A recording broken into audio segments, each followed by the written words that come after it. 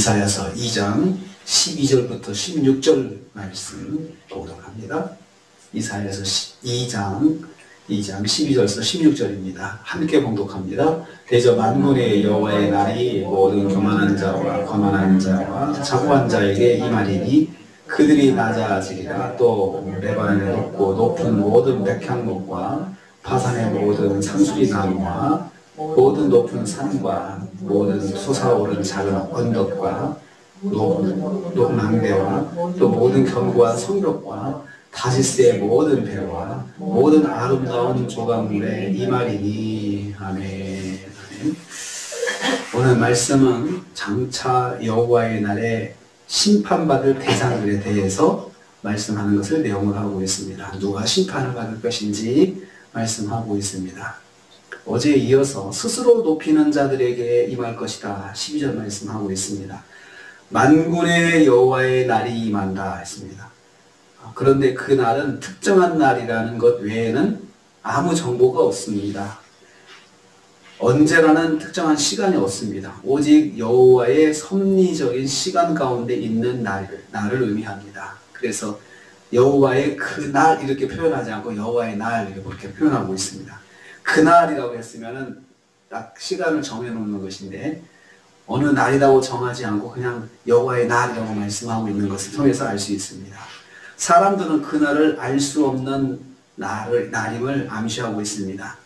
이것은 성경이 일관되게 말씀하시는 점입니다. 그날과 그 시는 알 수 없다는 것이죠.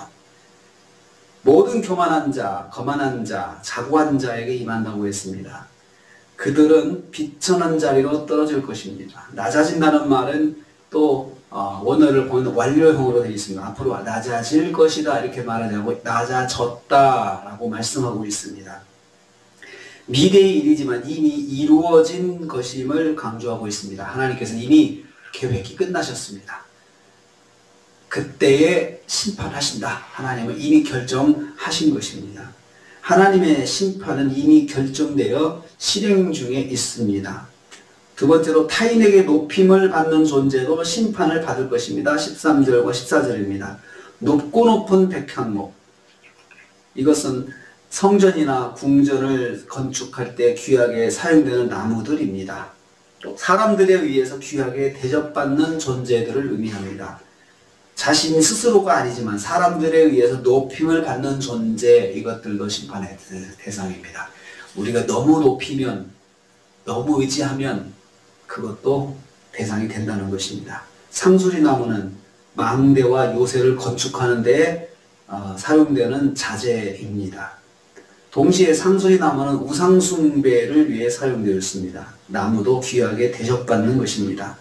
하나님보다 높임을 받는 대상들에 대해서 하나님께서 심판하실 것을 말씀하고 있습니다. 하나님의 백성들은 자기 스스로 높임받는 것을 거절해야 하고 또 자기 스스로 높이는 것도 거절해야 합니다. 오직 하나님께 영광을 돌려야 합니다. 그러니까 우리가 사람을 너무 위해도 그 사람도 심판의 대상이 된다는 거예요.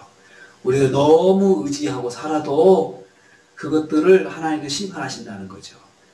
우리에게 생활의 복을 주십니다. 환경의 복도 주십니다. 그렇지만 그것 때문에 하나님을 멀리하고 그것을 하나님보다 더 의지하면 하나님께서 기뻐하지 않으신다는 것입니다.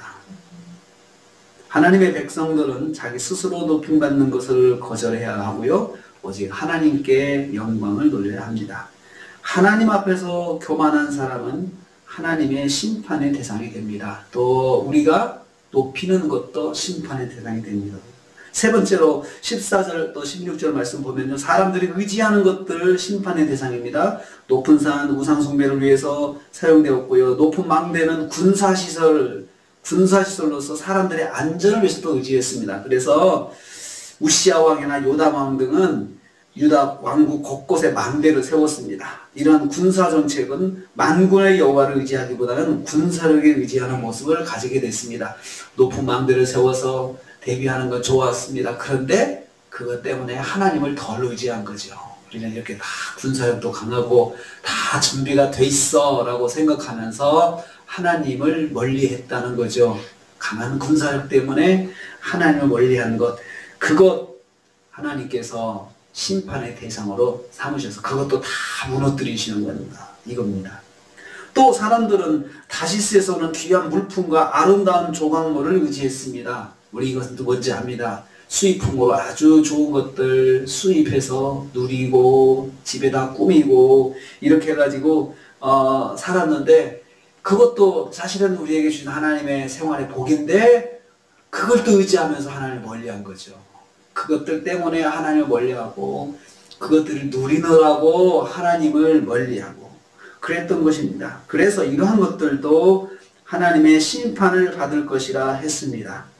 하나님의 사람들이 의지하는 것들, 그것들 함께 하나님을 의지하지 않는 그 하나님의 자녀도 심판을 받지만, 그 하나님의 자녀가 의지하는 그것도 하나님께서 심판하신다는 것입니다.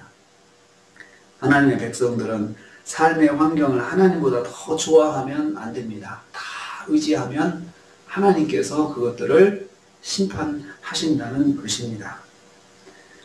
하나님의 백성들이 의지하는 것들도 심판의 대상입니다. 그래서 우리가 복받을 때 조심해야 됩니다. 우리가 잘 될 때 조심해야 됩니다.